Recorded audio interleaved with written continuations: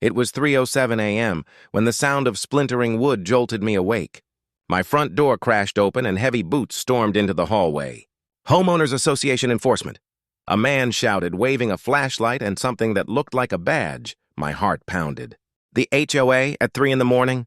I grabbed my phone, but before I could even hit record, my son, recently back from deployment with the Marines, was already up.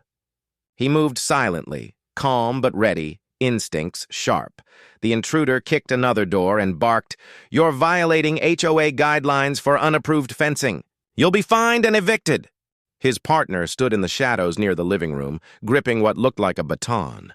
My son stepped into the hallway, flashlight in one hand, firearm in the other, voice low but steady.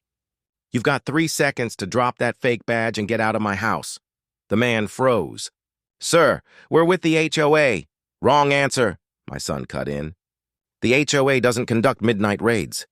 You're trespassing, impersonating law enforcement, and threatening my family." They tried to bluff, but it was over. My son shouted, "Down!" And within seconds, the real sound of sirens echoed outside, because while he stood his ground, I'd already called 911. The 2 officers tried to flee, but the sheriff's deputies were faster.